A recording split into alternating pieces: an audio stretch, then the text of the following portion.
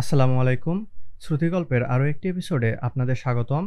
এই পর্বে আপনারা শুনবেন শারমিন আহমদ রচিত তাজউদ্দিন আহমদ নেতা ও পিতা এর ১৩তম ও শেষ অংশ। আশা করছি সাথেই থাকবেন। সপ্তম পর্ব। আত্মাকে প্রতিটি মহান কাজে সদা নিয়োজিত রাখার সংগ্রামে প্রকৃত মানব জীবনের সংগ্রাম। আত্মার থেমে থাকার অবকাশ নেই, দেহান্তে এই গতির শেষ নেই। এটাই সৃষ্টির মহাবিস্ময়কর রহস্য। লেখকের কাছে মা সৈয়দা জোহরা তাজউদ্দিনের লেখা চিঠির অংশবিশেষ। ২৩/৮/১৯৯০।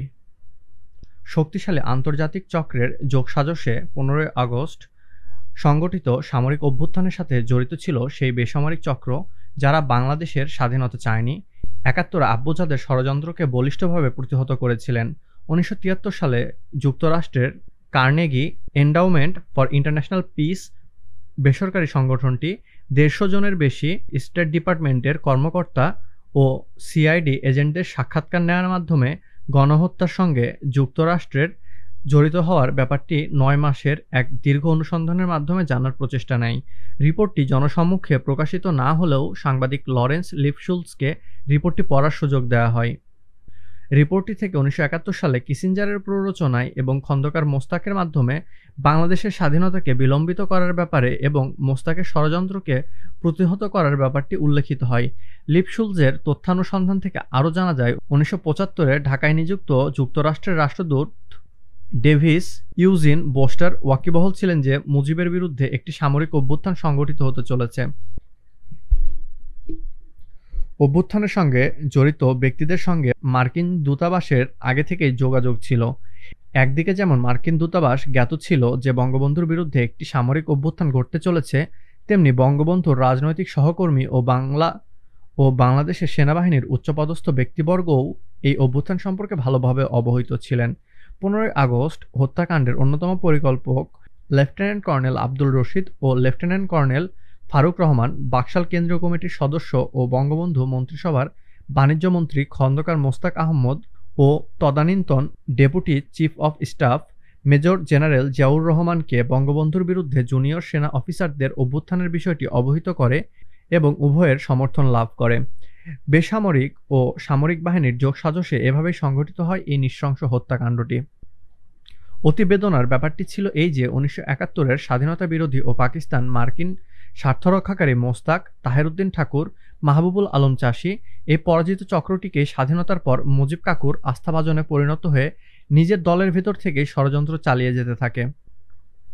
পাকিস্তানি সেনাবাহিনীর ধ্বংসলীলায় সহায়তাকারী জামায়াতে ইসলামী, আল-বদর প্রভৃতি মৌলবাদ দলগুলো নিষিদ্ধ ঘোষিত হলেও নিজ দলের ভেতরে খাপটি মেরে থাকা মুজিব কাকুর প্রশ্রয়প্রাপ্ত ষড়যন্ত্রকারীরা রেহাই পেয়ে যায়। এরাই ছিল মুজিব হত্যার অন্যতম ষড়যন্ত্রকারী। এরা মুজিব কাকুকে হত্যা করে ক্ষান্ত হবে না, বরং এর আঘাত হানবে স্বাধীনতার আদর্শে বিশ্বাসী আপসহীন নেতৃত্বের ওপর।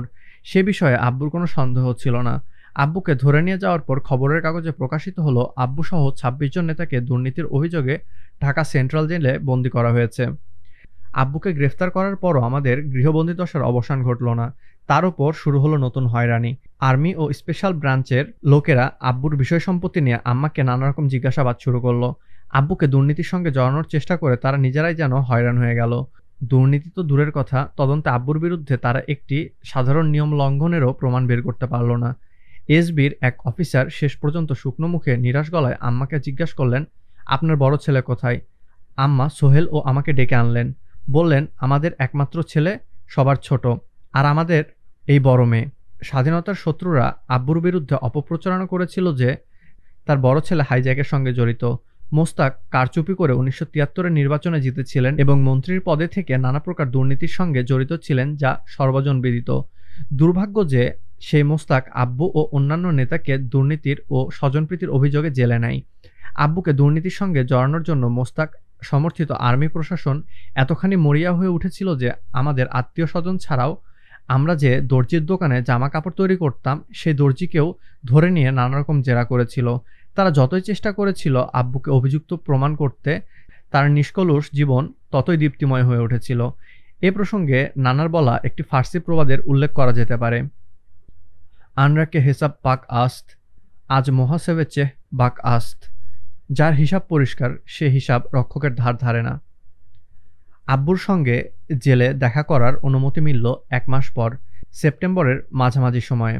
তার কয়েকদিন আগে রিমি স্কুলে যাওয়ার নাম করে স্কুলের ভিতরে না ঢুকে ভিড়ের মধ্য দিয়ে গোপনে লক্ষ্মীবাজারে ছোট কাকুর বাসায় গিয়ে তাকে অনুমতির ব্যবস্থা করতে বলে।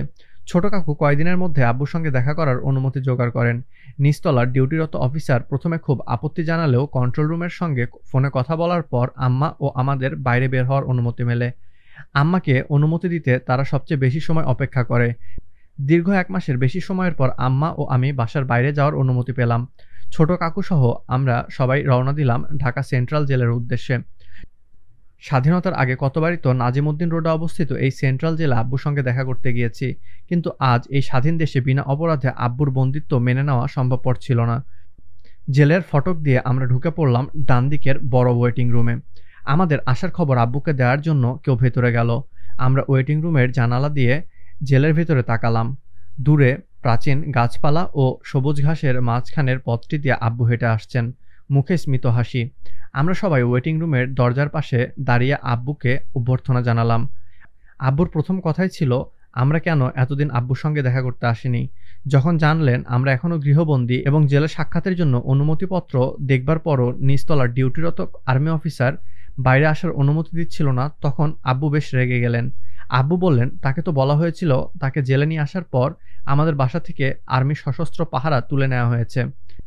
আব্বু জেলখানার অফিস থেকে কোথায় যেন ফোন করে অভিযোগ করলেন মিথ্যা কথা বলার জন্য। ফোনের কথা বলার পর আব্বু আমাদের সঙ্গে ওয়েটিং রুমে বসলেন। সেদিন ক্যাপ্টেন মনসুর আলীর মেয়ে শিরিন আপাও গিয়েছিল তার বাবাকে দেখতে। আমাদের কাছেই মনসুর আলী কাকু তার একমাত্র মেয়ে শিরিনকে ধরে অনেক কাঁদছিলেন। আম্মা ওনাকে সালাম দিতে তিনি বললেন, ভাবি আমাদের কি হবে? আম্মা সান্ত্বনা দিলেন, সব ঠিক হয়ে যাবে ভাই। আম্মা সান্ত্বনা দিলেও সেই পরন্ত বেলায় ম্লান আলোয় মনে হলো সব আশার আলোয় কেমন নিভু নিভু হয়ে আসছে। আব্বুর চোখের চাহনিও কেমন যেন উদাসীন অন্যমনস্ক, যেন তিনি কোনো দূরের জগতে চলে যাওয়ার প্রস্তুতি নিচ্ছেন। মনে পড়ে সেই ছোটবেলায় আব্বুর সঙ্গে দেখা করার সময় পরিচিত হয় এক কয়েদির সঙ্গে। কয়েদিদের ডাকা হয় ফালতু বলে। আব্বু ও আম্মা শিখিয়ে দিলেন আদব সহকারে তাদের নাম ধরে সম্বোধন করতে। আমরা সেই সময় কয়েকবার ফটক দিয়ে ঢুকে বাঁ দিকের ওয়েটিং রুমে আব্বুর সঙ্গে দেখা করেছিলাম। ওয়েটিং রুমের সঙ্গেই বিশাল প্রাচীর ঘেরা উঠানে সেই কয়েদিটি কাজকর্ম করত। আমি ছিলাম চঞ্চল প্রকৃতির ও সবার সঙ্গে ভাব জমানোর ব্যাপারটা ছিল আমার সহজাত।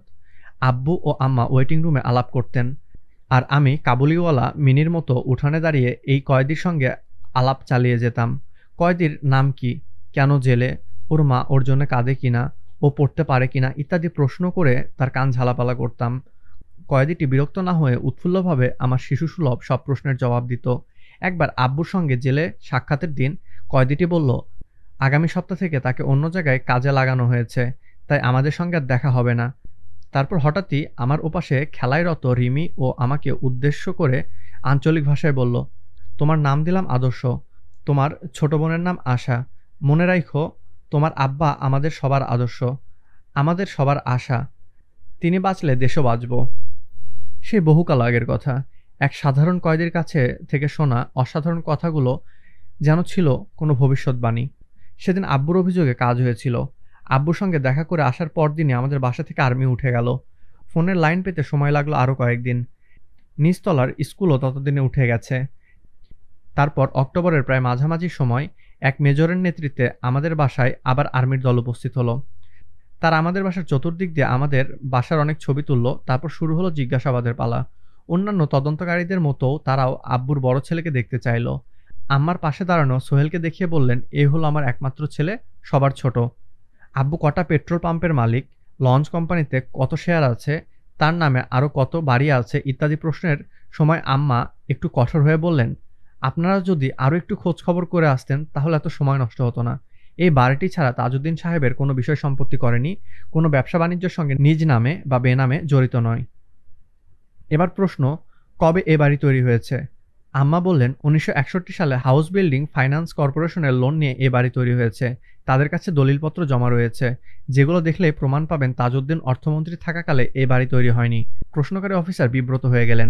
তিনি বললেন, সত্যি কথাটা এই যে আব্বুর বিরুদ্ধে দুর্নীতি মামলা দায়ের করার জন্য নানা রকম মিথ্যা তথ্য ও ঘটনা সাজানো হলেও তদন্তে একটাও টেকেনি।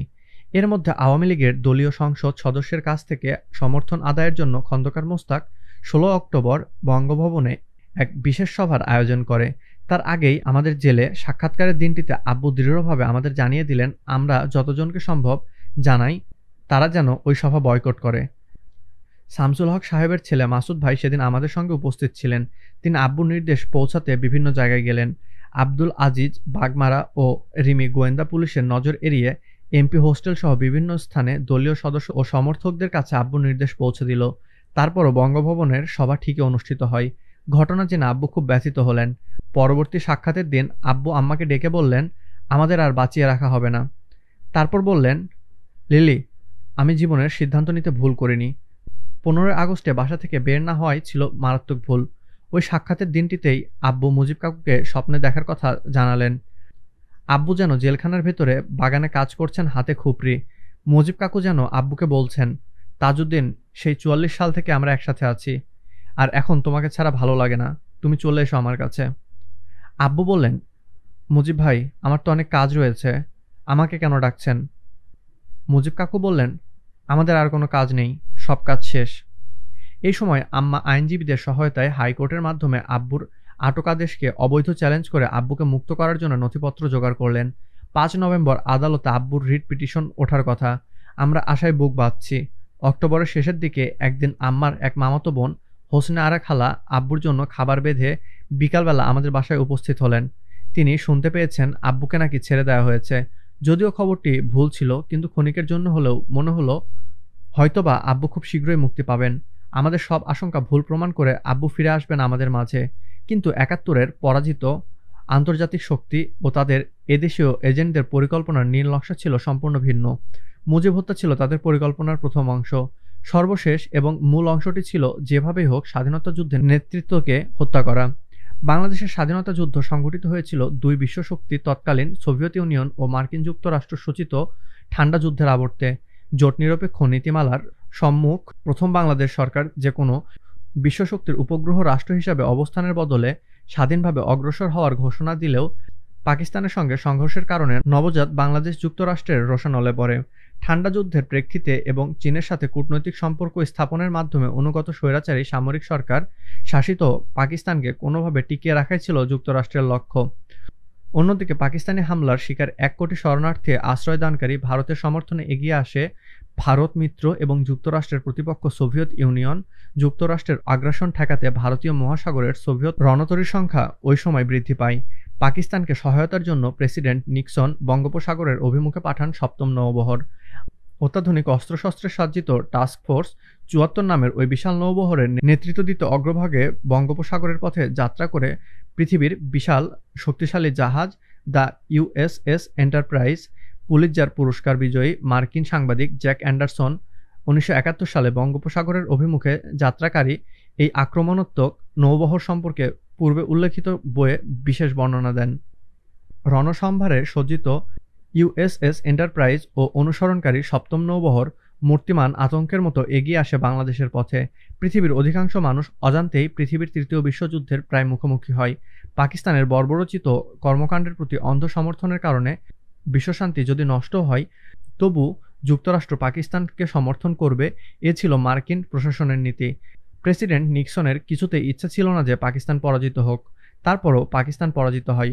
কোটি প্রাণের আহুতি রক্তসাগর থেকে সগৌরবে উদিত হয় নতুন সূর্য, বিজয়ী বাংলাদেশ, অভিষিক্ত বাংলাদেশ। কিন্তু ৭১-এর পরাজিত শক্তি এই বিজয়কে কখনোই মেনে নেয়নি। তারা মরণ হামলা হানার জন্য সুযোগের অপেক্ষায় থাকে। বঙ্গবন্ধু শেখ মুজিবুর রহমানের মনস্তত্ত্বকে তারা সুচারুভাবে কাজে লাগায়। স্বাধীনতা যুদ্ধের সময় মুজিব উপস্থিত ছিলেন না। দলকে কোনো দিক নির্দেশনা না দিয়ে তিনি পাকিস্তান সেনাবাহিনীর কাছে ধরা দেওয়ার সিদ্ধান্ত গ্রহণ করেছিলেন। সেই দুঃসময়ে স্বাধীনতা যুদ্ধের সফল নেতৃত্ব দিয়েছিলেন তাজউদ্দিন আহমেদ। মুজিব বাদেই দেশ স্বাধীন হয়েছে, এই সত্যটি তিনি যেন কোনোদিনই মেনে নিতে পারেননি। জাতির জনকের নামে সরকার পরিচালনা ও তাকে সব কৃতিত্ব প্রদান করলেও ষড়যন্ত্রকারীদের প্ররোচনায় তিনি তার বিশ্বস্ত বন্ধু ও সহকর্মী তাজউদ্দিনকেই করলেন নির্বাসিত ও নিগৃহীত। কাছে টেনে নিলেন তার দলের ভিতর ঘাপটি মেরে থাকা স্বাধীনতা বিরোধীদের। মন্ত্রিত্ব সহ বিভিন্ন উচ্চ পদে তাদের আসীন করলেন। তাদের প্ররোচনায় কখনো ঝুঁকলেন মার্কিন, কখনো সোভিয়েত বলয়ের দিকে। সুস্পষ্ট রাষ্ট্রীয় নীতি ও দিক নির্দেশনার অভাবে তিনি বাংলাদেশকে ঠেলে দিলেন অস্থিতিশীলতা ও দুর্যোগের দিকে। তদুপরি বঙ্গবন্ধু প্রশাসনের দুর্নীতি, স্বজনপ্রীতি ও অদক্ষতা স্বাধীনতা শত্রুদের ষড়যন্ত্র বাস্তবায়নের পথ সুগম করে দেয়। যে জনগণ নন্দিত নেতার মধ্য দিয়ে জাতি স্বাধীনতার স্বপ্ন দেখছিল, সেই নেতা সপরিবারে নির্মমভাবে নিহত হন। আন্তর্জাতিক শক্তি ও তাদের দেশীয় এজেন্টদের চক্রান্তের প্রথম অধ্যায়টি এভাবে বাস্তবায়িত হয়। জেলের পচা নর্দমা ভরাট করে আব্বু মৌসুমী ফুলের একটি সুন্দর বাগান করেছেন। রক্তলাল জবা ফুলের একটি গাছও লাগিয়েছেন।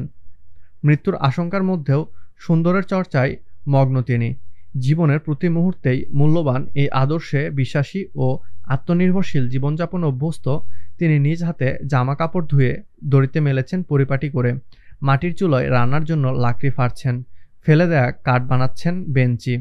অবসরে জেলের লাইব্রেরি থেকে আনা বই পড়ছেন, গাছের ছায়ায় পাঠ করছেন ঘর থেকে আনা কুরআন শরীফ। ডায়েরিতে লিখে চলেছেন মুক্তিযুদ্ধের ইতিহাস ও ভবিষ্যৎ বাংলাদেশ কিভাবে চলবে তার পরিকল্পনা। মৃত্যুর হাতছানির মধ্যেও তিনি বুনে চলেছেন নয়া জীবনের স্বপ্ন ও আশা। নভেম্বরের 1 তারিখ শনিবার। আম্মা একটা দুঃস্বপ্ন দেখে জেগে উঠলেন। স্বপ্নে দেখেন বাঁশের 4টি তাঁবু পাশাপাশি রাখা। আম্মা জিজ্ঞাসা করলেন, কাদের এ তাঁবু? কে যেন উত্তর দিল, এই তাঁবুগুলো তাজউদ্দিন আহমদ, সৈয়দ নজরুল ইসলাম, মনসুর আলী ও কামরুজ্জামান সাহেবদের জন্য। স্বপ্নের মধ্যেই আম্মার মনে হলো বাঁশের তাঁবু দেখা তো ভালো না। সেদিনই আইনজীবীদের সঙ্গে নিয়ে আম্মা একাই জেলে গেলেন আব্বুর সঙ্গে দেখা করতে। টিফিন ক্যারিয়ারে ভরে আব্বুর পছন্দের খাবার রেঁধে নিয়ে গেলেন। আব্বুকে আম্মা কেমন চিন্তাভগ্ন দেখতে পেলেন। আব্বু বললেন, লিলি, আজ রাতে ডায়েরির শেষ পাতা লেখা শেষ হবে। সেই সঙ্গে শেষ হবে মুক্তিযুদ্ধের ইতিহাস রচনা। খুব সংক্ষেপে প্রয়োজনীয় কথা সেরে আব্বু বললেন, আর বোধহয় বাঁচব না। জেলে আব্বুর সঙ্গে আম্মার সেই শেষ সাক্ষাৎ। জেলের কর্তৃপক্ষ দেখা করার সময় দিয়েছেন মাত্র 15 বা 20 মিনিট। আম্মা ঘন সন্ধ্যায় বাসায় ফিরলেন। আম্মার চোখ মুখ জুড়ে সন্ধ্যার চেয়েও গাঢ় বিষণ্ণতা। ঘরে ফেরার আগে অনেকটা বেদিশার মতোই ঢাকা ও টঙ্গীর রাস্তায় ঘুরলেন। রাতে আম্মা খাবার খেলেন সামান্যই, নামাজ পড়লেন দীর্ঘ সময় ধরে। 3 নভেম্বর, মাত্রই ভোর হওয়া শুরু হয়েছে।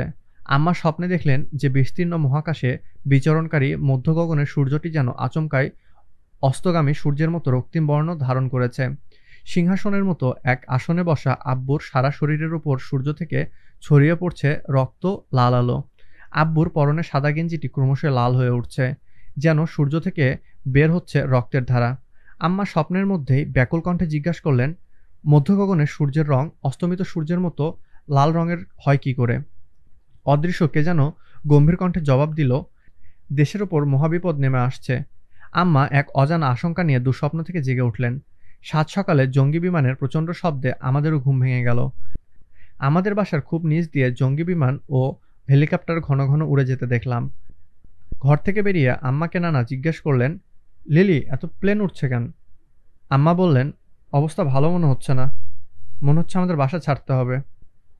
ইতিমধ্যে সকাল 7টায় রেডিওর অনুষ্ঠান হঠাৎ বন্ধ হয়ে যাওয়াতে অসুস্থ মফিজ কাকু চিন্তিত হয়ে ছোট ফুপুর ছেলে ঢাকা কলেজের ছাত্র বাবলুকে আমাদের বাসায় পাঠালেন কোনো খবর আছে কিনা জানতে। বাবলু সকাল 8টার দিকে আমাদের বাসায় পৌঁছালো। আম্মা সেই সময় বারান্দার ডাইনিং টেবিলের কাছে বসা, চেহারায় সুস্পষ্ট চিন্তার ছাপ। বাবলুকে দেখে তিনি ভোর রাতে দেখা মধ্য গগনের সূর্যের স্বপ্নটি বললেন। বাবলু তাৎক্ষণিকভাবে ভাবল যে সূর্য দেখা তো ভালো, নিশ্চয়ই মামার কাছে কোনো ভালো দায়িত্ব আসবে। বাবলু চলে যাওয়ার পর আম্মা আমাদের তাড়া দিলেন তৈরি হওয়ার জন্য। আম্মার নির্দেশ অনুযায়ী সেদিন স্কুলে যাওয়ার বদলে ব্যাগে জামা কাপড় ভরে নানাসহ আমরা আশ্রয় নিলাম ধানমন্ডির 19 নম্বর রোডের মধুবাজারের মফিজ কাকুর বাড়িতে। 7 সকাল থেকেই আম্মার ডান চোখের পাতা অনবরত কাঁপছিল। মফিজ কাকুকে আম্মা জিজ্ঞাসা করলেন, মফিজ ভাই, ডান চোখের পাতা কাঁপা কি ভালো? মফিজ কাকু বললেন, ভাবি, ভালো মন্দ আল্লাহর হাতে, আপনি দুশ্চিন্তা করবেন না। মফিজ কাকু আশ্বস্ত করার চেষ্টা করলেও আম্মার অস্থিরতা কমল না। ভোর রাতে দেখা স্বপ্নটি আম্মা মফিজ কাকুকে বললেন। স্বপ্নটি শুনে তিনি চিন্তামগ্নভাবে নীরব হয়ে রইলেন। মফিজ কাকুর বাসার ফোন লাইন ছিল না। 15 আগস্টে আমাদের বাসার ফোন লাইন কেটে দেওয়ার পর অক্টোবরের কিছুদিনের জন্য কানেকশন দিয়ে আবারও কেটে দেওয়া হয়। 5 নভেম্বর সকালে পুনরায় ফোন লাইন আসে। আম্মা অস্থিরভাবে ছুটে গেলেন আমাদের 4 বাসা পরে লালু ফুপুর বাসায়। তার বাসার ফোনে চারদিক থেকে নানা ধরনের খবর আসছিল। বিভিন্ন জন বিভিন্ন ধরনের খবর আম্মাকে দিলেন। কেউ বললেন আব্বু ও সহকর্মীদের জেল থেকে বের করে বঙ্গভবনে নিয়ে গিয়েছে সরকার গঠনের জন্য। কেউ বললেন যে ওনাদের কোনো গোপন জায়গায় নিয়ে যাওয়া হয়েছে এবং সেখানে তাদের চাপ দেওয়া হচ্ছে নতুন সরকারে যোগদানের জন্য। সেদিন ঢাকার রাস্তাঘাট জুড়ে আব্বুদের ঘিরে নানা গুজব চলছে। আম্মা দুপুর পর্যন্ত লালু ফুপুর বাসাতেই রইলেন। তারপর মালেকা খালাকে সঙ্গে করে ছুটলেন বিভিন্ন জায়গায় খবরের আশায়। দেখতে দেখতে সন্ধ্যা ঘনিয়ে এলো। সে রাতে আমরা সবাই মফিজ কাকুর বাসায় গেলাম। পরদিন নভেম্বরের 4 তারিখে মঙ্গলবার সকাল 7:30টার দিকে খবর এলো আব্বুর বন্ধু ডাক্তার এম.এ. করিম, আমাদের করিম কাকু, আম্মার জন্য অপেক্ষা করছে লালু ফুপুর বাসার সামনে। তার কাছে জরুরি খবর আছে। খবর পাওয়া মাত্রই আমাকে সঙ্গে নিয়ে আম্মা রিকশায় চেপে বসলেন। রিকশা চলছে নিশ্চিন্ত গতিতে। স্বচ্ছ নীল আকাশ থেকে ঝরে পড়া হৈমন্তী সকালের নরম রোদ আমাদের অভ্যর্থনা জানাচ্ছে।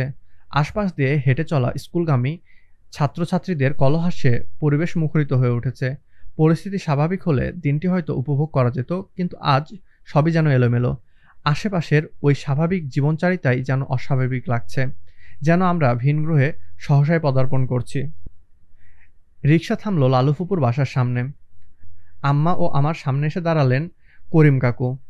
ছোটবেলায় অসুখ বিসুখ হলে আব্বুর এই রাজনীতিবিদ, সমাজকর্মী, নিঃস্বার্থ সেবক, চিকিৎসক বন্ধু করিম কাকু ছিলেন আমাদের ভরসাস্থল।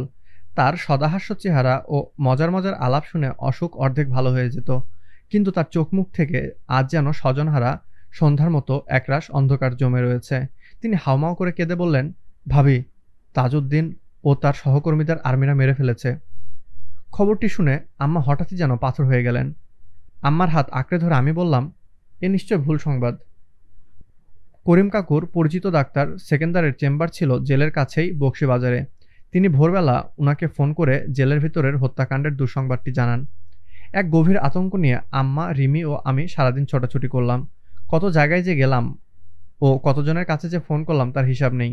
তাজউদ্দিন আহমেদের কন্যা তার বাবার খবর জানতে চাইছে, এ কথা জেনে ঊর্ধ্বতন মহলের কেউ কেউ সতর্ক হয়ে গেলেন। ফোনে কিছু বলতে চাইলেন না। ততক্ষণে একটা কথা সকলের মুখেই শোনা যাচ্ছিল। গতকাল সোমবার 3 নভেম্বর ভোরে জেলে পাগলা ঘণ্টি ও গোলাগুলির শব্দ শোনা গিয়েছে। নাজিমউদ্দিন রোডে অবস্থিত জেলখানার আশেপাশে যারা থাকতেন তাদের মধ্যে পরিচিত কয়েকজন আমাদের সংবাদটি জানালেন। যদিও সরকারি প্রশাসন 4 নভেম্বরের সারাটা দিন পেরিয়ে সন্ধ্যা পর্যন্ত আমাদের কিছুই জানায়নি। মিডিয়াও এ বিষয়ে নিস্তব্ধ। বেগম নুরুন্নাহার সামাদ আম্মার সঙ্গে দেখা করতে মফিজ কাকুর বাসায় এলেন। তার স্বামী স্বাধীনতা উত্তর বাংলাদেশের প্রথম পররাষ্ট্রমন্ত্রী আব্দুস সামাদ আজাদ কাকুও আব্বুদের সঙ্গে জেলে বন্দী ছিলেন। জেলের পাশাপাশি 3 রুমের একটিতে মনসুর আলী কাকুর সঙ্গে উনি ছিলেন। জেলে পাগলা ঘণ্টি ও গোলাগুলির আওয়াজের খবর সামাদ কাকির কানেও পৌঁছেছে। তার চোখ দুটি ছলছল করছিল। আমাদের এক আত্মীয় দুপুরে আমাকে ও হাসান ভাইকে আলাদা করে ডেকে জানালেন যে আব্বুকে জেলে হত্যা করা হয়েছে। খবরটি শুনে বেদনা মিশ্রিত অবিশ্বাস্য কণ্ঠে আমি বলে উঠলাম, হতে পারে না। আব্বুকে মেরে ফেললে দেশের কি হবে? যদিও কোনো দেশই একটি মানুষের বেঁচে থাকার উপর নির্ভরশীল নয়, তারপরও একটি নব্য স্বাধীন দেশের উন্নতির জন্য নির্ভরযোগ্য নেতৃত্ব তো প্রতিযুগে আসে না। সেই নেতৃত্বের আবির্ভাব ঘটে থাকে শত বছরের সাধনা ও আত্মোৎসর্গের ফসল রূপে। আব্বুকে মনে হতো তিনি যেন সেই শত বছরের ত্যাগ ও তিতিক্ষার পাওয়ার এক মানুষ, সময় ও সুযোগ পেলে যিনি গড়ে তুলতে পারতেন সোনার বাংলা। হঠাৎ তাকে হত্যা করার সংবাদটি এজন্যই ছিল অবিশ্বাস্য। বিকাল পর্যন্ত আম্মা সহ আমরা একবার আমাদের বাসায়, আরেকবার মফিজ কাকুর বাসা সহ বিভিন্ন জায়গায় ছুটতে থাকলাম। আমাদের বাসা ও মফিজ কাকুর বাসাতে মানুষজন নানা খবর নিয়ে ছুটে আসছিল। বিকাল 4টার দিকে যখন আবারও মফিজ কাকুর বাসায় গেলাম, তখন দেখি কয়েকজন মহিলা ঘরে ঢুকছেন। তাদের একজন পরিচয় দিলেন যে তিনি মেজর জেনারেল খালেদ মোশাররফের মা। ফুফাতো ভাই বাবলুর সামনেই দাঁড়িয়েছিল। খালেদ মোশাররফের মা তাকে জিজ্ঞেস করলেন, তাজউদ্দিন সাহেব তোমার কে হয়? বাবুল জবাব দিল, মামা হয়। তিনি বাবুলকে বললেন, একটু এদিকে শোনো। এই বলে তিনি ও বাকি মহিলারা বাবুলকে পাশের ঘরে ডেকে নিয়ে গেলেন। বাবুলকে কি যেন বলে তারা সঙ্গে সঙ্গেই চলে গেলেন। তারা যেতে না যেতেই ঘরের ভেতর থেকে ভেসে এলো বাবলুর হাহাকার ভরা আর্তনাদ। ঘরে ঢুকে দেখি জ্ঞানহারা বাবুল মামা মামা বলে চিৎকার করে বিছানায় লুটোপুটি খাচ্ছে। খালেদ মোশাররফের মা বাবলুকে বলেছিলেন, তাজউদ্দিন সাহেব জেলখানায় মারা গেছেন, কিন্তু এ খবর এখন বলো না, আমরা চলে যাওয়ার পরে বলবে। খন্দকার মোস্তাক ও তদন্তাধীন মেজর আব্দুর রশিদের নির্দেশেই এই বর্বর হত্যাকাণ্ড সংঘটিত হয়। এই 2 জন হত্যাকারীদেরকে জেলগেট খুলে দেওয়ার হুকুম দেয়। ব্রিগেডিয়ার আমিনুর হক, বীর উত্তম, যাকে খালেদ মোশাররফ জেল হত্যার তদন্তে নিয়োগ করেছিলেন, তিনি ১৬ জুন ১৯৮৭ সাক্ষাতে এই তথ্য আমাকে দেন। পরন্ত বিকালে গাঢ় সন্ধ্যায় যেন নেমে এলো ঝপ করে, চারদিকে শুধু আঁধার ও আর্তনাদ। সবচেয়ে বড় বেদনা তখনই যখন প্রকাশের সব ভাষা হারিয়ে যায় নিমিষেই। কেমন যেন যন্ত্রচালিতের মতো রিমিকে সঙ্গে নিয়ে ফিরে এলাম আমাদের বাসায়। মনে হলো সারাদিনে পাওয়া খবরগুলো অদ্ভুত কোনো দুঃস্বপ্ন। জেলের পাগলা ঘণ্টি, গোলাগুলি, আব্বু নিহত। এবার হয়তো বাসায় কেউ কোনো ভালো খবর নিয়ে আসবে, এমন নিভু নিভু আশায় বুক বেঁধে আম্মার পাশে এসে দাঁড়ালাম। এক এক করে আম্মাকে ঘিরে মানুষের ভিড় জমে উঠতে থাকলো। আম্মা চেয়ারে বারান্দায় হেলান দিয়ে বসে বাকরুদ্ধ, বেদনাক্লিষ্ট। সন্ধ্যা ৬টার দিকে ময়জুদ্দিন আহমেদ সহ আব্বুর বেশ কয়েকজন সহকর্মী ও বন্ধু নিয়ে এলেন পাকা খবর। জেলখানায় আব্বু ও তার ৩ সহকর্মী সৈয়দ নজরুল ইসলাম, মনসুর আলী ও AHM কামরুজ্জামানকে হত্যা করা হয়েছে। খবরটি পাওয়ার সঙ্গে সঙ্গে আম্মা হয়ে গেলেন নিস্পন্দ। সংবাদদাতাদের দিকে আম্মা তাকিয়ে রইলেন নিস্পন্দ দৃষ্টিতে। আমি ছুটে আব্বু ও আম্মার রুমে ঢুকে গেলাম। ওনাদের খাটে বসে কান্নায় ভেঙে পড়লাম। কতক্ষণ ওভাবে অশ্রুপ্লাবনে সিক্ত হয়েছিলাম জানি না। তারপর কেমন যন্ত্রচালিতের মতোই ঘরের লাগোয়া বাথরুমের বেসিনের সামনে দাঁড়ালাম। কল খুলে সারা মুখে অনেকক্ষণ ধরে পানির ঝাপটা দিতে থাকলাম, যেন পানির ঝাপটায় ধুয়ে যাবে সব দুঃখ, অথবা বেদনা থেকে মুখ ফিরিয়ে নিলেই হয়তো বা সব স্বাভাবিক হয়ে যাবে। ঘরের বাইরে থেকে অগণিত মানুষের কোলাহল ভেসে এলো। আমি দরজা খুলে বাইরে দাঁড়ালাম। এতক্ষণে বারান্দা থেকে আম্মাকে ড্রয়িং রুমের সোফায় বসানো হয়েছে। আম্মার পাশে বসে সান্ত্বনা দিচ্ছেন চেনা অচেনা অনেকেই। আম্মার পরনে মলিন এক সুতির শাড়ি, এলোমেলো চুলে ঘেরা আম্মার মুখ জুড়ে কি নিদারুণ হাহাকার। এক পর্যায়ে আম্মা ডুকরে কেঁদে বললেন, এই সোনার মানুষটাকে ওরা কিভাবে মারল, দেশ কি হারালো। রোগে জীর্ণ শোকাতুর মফিজ কাকুর মধ্যে ঘরের খাটের ওপর লুটিয়ে পড়ে ভাই সাব আর্তনাদ করে কাঁদতে থাকলেন। কাকি কাঁদতে কাঁদতে আমাদের মাথায় হাত বুলাতে থাকলেন। পুলিশ ও জেল কর্তৃপক্ষ জানালেন যে মানুষের ভিড় কমে যাওয়ার পর পুলিশের গাড়িতে করে আব্বুকে বাসায় নিয়ে আসা হবে। অনেকেই বললেন যে চারদিকের অবস্থা ভালো না, লাশ না আসা পর্যন্ত আমাদের বাসায় না থাকাই ভালো। আম্মা, মিমি ও সোহেলকে নিয়ে যাওয়া হলো লালু ফুপুর বাসায়। রিমি ও আমাকে মফিজ কাকু ও কাকি তাদের বাসায় নিয়ে গেলেন। গভীর রাতে বড় ফুপুর ছেলে মুক্তিযোদ্ধা শহীদ ভাইয়ের কাছে জেল কর্তৃপক্ষ আব্বুর মরদেহ হস্তান্তর করে। রাত 12টা 25 পুলিশের ট্রাকে করে জেলখানা থেকে চিরনিদ্রায় শায়িত আব্বু ঘরে ফিরলেন। সঙ্গে ফিরল আব্বুর রক্তমাখা ঘড়ি, জামা, স্যান্ডেল ও বুলেটে ছিদ্র হওয়া টিফিন ক্যারিয়ার, যাতে করে 1 নভেম্বর বিকালে আব্বুর জন্য আম্মা খাবার নিয়ে গিয়েছিলেন। আব্বুর কোরআন শরীফটি বুলেটে ঝাঁঝরা হয়ে গিয়েছিল। আব্বুর মহামূল্যবান ডায়েরিটি জেলায় রহস্যজনকভাবে হারিয়ে যায়। ASM মোহসিন বুলবুল 1987 সালের 8 জুলাই যখন তার সাক্ষাৎকার নেই, তখন তিনি উল্লেখ করেছিলেন যে আওয়ামী লীগের এক নেতা কোরবান আলী, যিনি পরে প্রেসিডেন্ট এরশাদের দলে যোগ দেন, তিনি নিজের কাছে ডায়েরিটিকে এবং বুলেটের ঝাঁঝরা হওয়া কোরআন শরীফটি রেখে দিয়েছিলেন। কে যেন খবর দিল যে আব্বু ঘরে ফিরেছেন। আমার আব্বুকে শেষ বিদায় জানাতে বাসায় ফিরলাম। নিচতলার জলছাদওয়ালা গাড়ি বারান্দার পাশের ঘরটিতে আব্বু শুয়ে রয়েছেন। 15 আগস্টে এই ঘরটিতেই মিলিটারি আস্তানা গেড়ে আমাদের গৃহবন্দী করে রাখে। স্বাধীনতার পূর্বকালে এই ঘরটি আব্বু ব্যবহার করতেন লেখাপড়া, মিটিং ও অফিসের কাজকর্মের জন্য। অসহযোগ আন্দোলনের সময় এই ঘরটিতে বসেই আব্বু দেশ পরিচালনার জন্য গুরুত্বপূর্ণ নির্দেশ তৈরি করেছিলেন। শৈশবে ঘরটির জানালার পাশে বসে আমি খেলতাম। আব্বু টেবিলে রাখা মর্নিং নিউজের পাতা থেকে আমার জন্য কার্টুন জমিয়ে রাখতেন। জানালা থেকে গাড়ি বারান্দার কলাম বেয়ে ওঠা মাধবীলতার ঝাড়ে পাখির আনাগোনা দেখে আমি উৎফুল্ল কণ্ঠে বলে উঠতাম, আব্বু, পাখি পাখি। আব্বু মিষ্টি হেসে বলতেন, ওই পাখির নাম জানো? ওই পাখির নাম তিতির। ওই একই ঘরে আজ প্রবেশ করেছি, কিন্তু পরিস্থিতি ও পরিবেশ কতটা ভিন্ন। আজ আমি মুখোমুখি হতে চলেছি এক নিষ্ঠুর সত্যের। আমি যেন নিজ হৃদয়ের রক্তঝরা আর্তনাদ শুনতে পাচ্ছি। ভালোবাসার মানুষ কেমন করে নিমিষেই স্মৃতি হয়ে যায়। সব অনিত্য, সবই অস্থায়ী। ঘরে ঢুকতেই দেখি ভেতরে আম্মা, যেন কোনো পাষাণ মূর্তি। আমাদের থমথমে গলায় বললেন, যাও, তোমরা আব্বুকে দেখে আসো। আমি সারা রাত ওর পাশে বসে কপালে মাথায় হাত বুলিয়ে দিয়েছি। ওই তো একপাশে মাথা হেলিয়ে আব্বু শুয়ে আছেন। কি নিশ্চিন্ত চেহারা। রিমি ও আমি চিৎকার করে কেঁদে উঠলাম, আব্বু, আব্বু। 5 নভেম্বর বুধবার। তখনও সূর্য ওঠেনি। শান্ত ভোর আজ সরব হয়ে উঠেছে অগণিত মানুষের গুঞ্জনে। 7 মসজিদ সড়কের মাইলখানিক দূরে থেকে মানুষের বিশাল লাইন শুরু হয়েছে। শ্রদ্ধাবনতভাবে তারা নিচতলার ঘরটিতে প্রবেশ করছে। তাদের প্রাণপ্রিয় নেতার প্রতি শেষ শ্রদ্ধা জানিয়ে শৃঙ্খলার সঙ্গে একে একে তারা বেরিয়ে আসছেন। আমি দরজার এক কোণে ঠায় দাঁড়িয়ে রয়েছি। ওই তো ব্যারিস্টার আমিরুল ইসলাম দরজার কাছে দাঁড়ানো, চোখে অশ্রু টলমলো। ওই দেখা যায় অধ্যাপক আবুল কালাম আজাদ ঘরের এক কোণে দাঁড়িয়ে মামা মামা বলে অঝরে কেঁদে চলেছেন। ওই যে এক সারি মানুষ কেমন চোখের পানি ঝরাতে ঝরাতে ঘর থেকে বেরিয়ে যাচ্ছে। কিছু মানুষ চেনা, অধিকাংশ অচেনা। এনারা কারা? কেন এসেছেন? আব্বু কি সত্যিই নেই? পেছনের গ্যারেজের কাছে আব্বুর নিজ হাতে করা বাগানের এক কোণে লাকড়ির চুলায় বড় হাঁড়িতে গরম পানি বসানো হলো। দেয়াশালয়ের কাঠি জ্বালিয়ে রিমি চুলায় আগুন জ্বালালো। বারেক মিয়া ১৯ নম্বর রোডে অবস্থিত মসজিদের ইমাম সাহেব ও সাইদ ভাই গোসলের তদারকিতে ব্যস্ত। ছোট্ট সোহেল কেমন অসহায়ের মতো আব্বুর চারপাশে ঘুরে ঘুরে আব্বুকে দেখছে। মাঝে মাঝে আব্বুর কাছে বসে থাকছে অনেকক্ষণ ধরে। বিমর্ষভাবে মিমি একবার আম্মার কাছে আর একবার আব্বুর কাছে ঘোরাফেরা করছে। রিমি বলল যে আব্বুর ডান পায়ের গোড়ালিতে বুলেটের রক্তাক্ত ক্ষত সে দেখেছে। আমার শক্তি ছিল না সেই দৃশ্য দেখার। আমার সমবয়সী চাচাতো বোন দীপি দেখল যে বুলেট আব্বুর গোড়ালির এপাশ ওপাশ ফুঁড়ে বেরিয়েছে। ডান কোমরের পাশে কিছু মাংসও ঝুলে থাকতে সে দেখেছিল। গোসল করানোর সময় বারেক মিয়া ও সায়েদ ভাই আব্বুর শরীরের ৩টি জায়গায় বুলেটের ক্ষত দেখতে পান। একটি ডান পায়ের গোড়ালির সন্ধিস্থলে, দ্বিতীয়টি উরুতে এবং তৃতীয়টি ছিল নাভি থেকে ৬-৭ ইঞ্চি দূরত্বে ডান কোমরের হাড়ের ঠিক পাশের কিডনি বরাবর। আব্বুর মৃত্যু নিয়ে কিছু কিছু মন্তব্য ভিড়ের মধ্যে আমাদের কানে এলো। কেউ একজন বলল যে পোস্টমর্টেম রিপোর্টে নাকি উল্লেখ করা হয়েছে যে বুলেট বিদ্ধ হওয়ার পর রক্তক্ষরণে আব্বুর মৃত্যু হয়। অন্য কেউ আফসোস করে বলল, আহা, জেল কর্তৃপক্ষ যদি সঙ্গে সঙ্গেই তাজউদ্দিন ভাইকে হাসপাতালে নিয়ে যেতেন তাহলে তিনি বেঁচে যেতেন। মনসুর আলী কাকুকে শেষ শ্রদ্ধা জানাতে রিমি দীপিকে সঙ্গে নিয়ে ১৯ নম্বর রোডে উনাদের এক আত্মীয়ের বাসায় গিয়েছিল। ওই বাসায় তার মরদেহ রাখা ছিল। রিমি ও দীপি দেখল যে তার বাচকটা খোলা ও জবা ফুলের মতো লাল। তার পেটের সাদা কাফন রক্তাক্ত হয়ে উঠেছিল।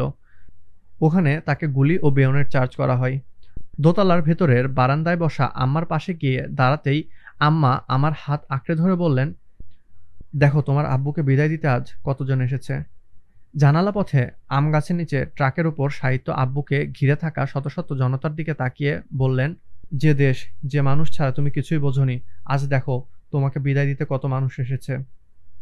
নিচের তলা ও রাস্তা ভরা শত শত মানুষ, দোতলার দিকে আম্মাকে ঘিরে লোকালোকারণ্য। জেল হত্যার খবর পেয়ে ধানমন্ডির স্কুলের বহু শিক্ষক শিক্ষয়িত্রী স্কুল থেকে সেদিন ছুটে এসেছিলেন আমাদের পাশে। খালেক স্যার, মনীষীদের জোহরা আপা ও আরও কতজন এসেছিল সমবেদনা জানাতে। আব্বু ও ৩ নেতাকে সোহরাওয়ার্দী উদ্যানে কবর দেওয়ার বিষয়ে সেদিন অনেকেই সোচ্চার হয়েছিলেন। মোস্তাক সরকারকে অপসারিত করে খালেদ মোশাররফ ৩ নভেম্বর থেকে ক্ষমতাসীন হয়েছেন। জাতীয় ৪ নেতাকে সোহরাওয়ার্দী উদ্যানে দাফনের ব্যাপারে তিনি কোনো সিদ্ধান্ত দেয়নি, একথা অনেকেই বললেন। সামরিক ও পুলিশ কর্তৃপক্ষ জানালো যে আব্বু ও ৩ নেতাকে বনানী কবরস্থানে দাফন করা হবে। একথা শুনে আমাদের বাসার সামনে সকলেই স্লোগান দিয়ে জোর প্রতিবাদ জানালো। পুলিশ কয়েকজনকে সাময়িকভাবে গ্রেপ্তার করল। প্রতিবাদরত অনেকের গায়ে পড়ল পুলিশের লাঠির বাড়ি। জনতা ছত্রভঙ্গ হতে শুরু করলো। আর্মি পুলিশ কর্তৃপক্ষ আব্বুকে বনানীতে নিয়ে যাওয়ার জন্য এমন অস্থিরতা প্রকাশ করতে লাগলো যেন তারা জানাজা বাদেই আব্বুকে নিয়ে যাবে সেখানে। বেলা ১:৩০টার দিকে মফিজ কাকু তার পরম ভালোবাসার ভাই সাহেবের জানাজা পড়লেন, তারই হাতে লাগানো আম গাছের নিচে। পশ্চিম পাকিস্তান থেকে তৎকালীন পূর্ব পাকিস্তানের সফররত রাজনীতিবিদ নবাবজাদা নসরুল্লাহ খান আমের চারাটি আব্বুকে উপহার দেন। চারা গাছটি আমাদের বাসার সামনে লাগিয়েছিলেন। সযত্ন পরিচর্যায় বড় হওয়া গাছটির ছায়ায় বিশ্রাম নিত পথচারী ও শ্রমে-ক্লান্ত মুটে মজুরের দল। আজ সেই গাছটি ছায়া দিচ্ছে জনতার শ্রদ্ধা বেষ্টনীর মাঝে শায়িত এমন এক মানুষকে, যার জীবনের প্রতিটি পল উৎসর্গিত হয়েছিল মেহনতি মানুষের মুক্তি সংগ্রামে। আম্মার পাশে দাঁড়িয়ে আমরা দোতলার জানালা দিয়ে নিচে তাকিয়ে রইলাম। জানাজা শেষে আব্বুকে বহনকারী ট্রাকটি ধীরে ধীরে চলতে শুরু করলো। ট্রাকের সঙ্গে সোহেলকে কোলে করে চলে গেলেন মফিজ কাকু।